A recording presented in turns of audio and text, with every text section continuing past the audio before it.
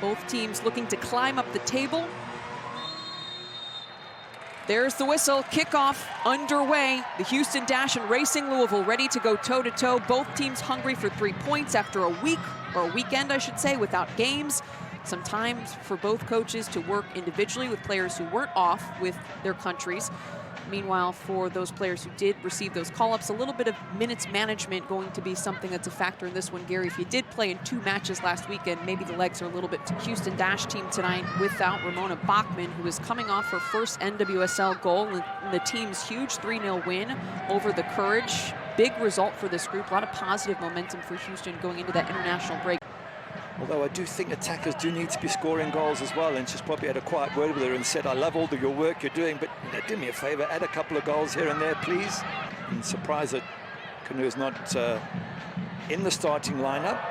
Maybe she doesn't give that same effort in terms of defensive work, but as a coach, you're going to be tempted to pick the goal scorer. Ball gets through, and Houston with a couple good connections here. Some space open in the attack. Patterson. Cuts middle, fires a shot, not much on it though, line with no problem. Idea was good, the run was good, switch of play from left to right, cut back inside, edge of the box, but in the end. Just joined them on Wednesday, meeting them straight here. Service low, touched away by Tarsiani, shot fired high. As you say, nice option. Someone tall, you can just knock that high ball to, it can relieve a bit of pressure and try and get you in the attacking positions. Foul called here as Houston is trying to drive up field, and a yellow card is going to be delivered. Really, in the overall scheme of things, is that a yellow? Okay, well, it's been given, so she has to tread very carefully from now on. Hard service into a dangerous spot, bounces through, but just touched over. We had some chances in front of goals, and they're going to hopefully start coming now. This is a dangerous ball into what we call that corridor of uncertainty between goalkeeper and defense. Defenders don't know if the keeper's coming, keeper doesn't know if the defenders are getting there, to being the opening goal. And what a fantastic ball in that was from out wide. And as we were talking about trying to send it in, whether it be on a set piece or a cross, and trying to get on the end of one, beautifully delivered. Sears into the 18. Louisville has numbers, shot saved, second ball, put in the back of the net.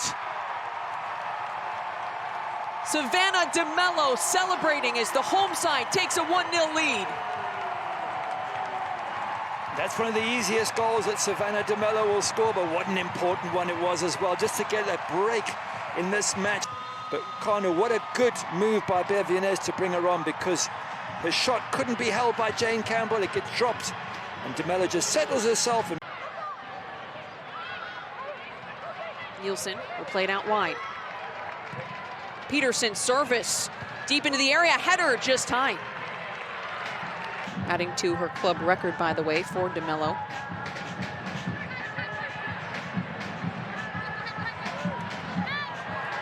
Kanu. Nice ball. Now there's Pickett getting ready to serve it in. Pickett's service into the 6. Header saved by Campbell. My goodness.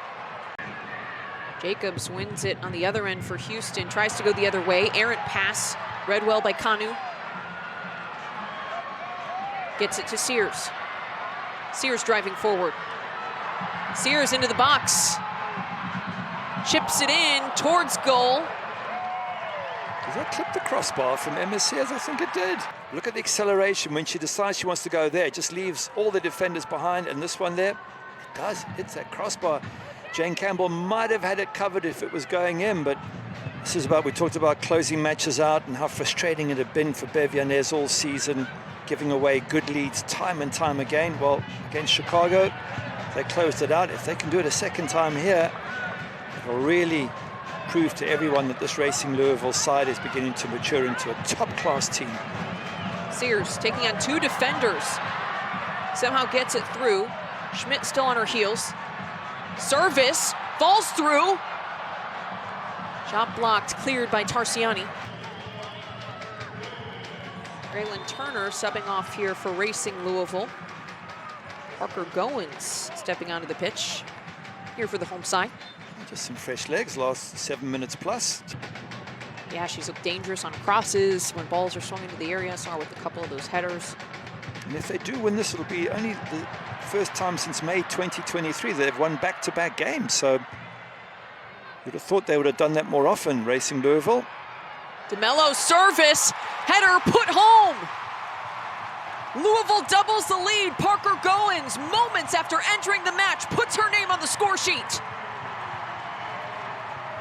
Good header from Parker Goins, tucks it in the back of the net, makes sure that Jane Campbell has no chance whatsoever, but the cross in, lovely, the opening up of space, her run at the back there, and again another substitute by Bev Yanez that has made a big difference. But down the left-hand side, who else is it but Kanu, who's had such an impact in the second half. She causes problems, plays it back, and the wonderful Savannah DeMello just picks out that run absolutely perfectly.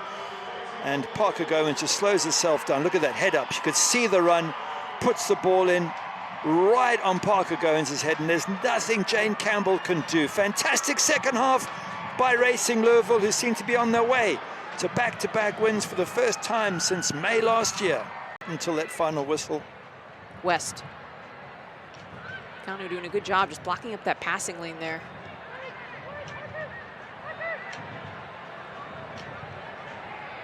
Lozier serves it in, falls through, a shot just touched away.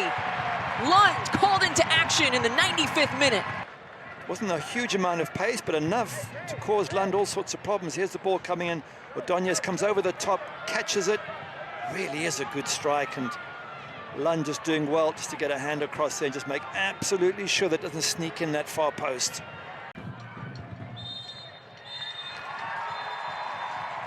There's the final whistle, the scoreline final as well, and Racing Louisville takes down the Houston Dash 2-0 at Lynn Family Stadium on Pride Night.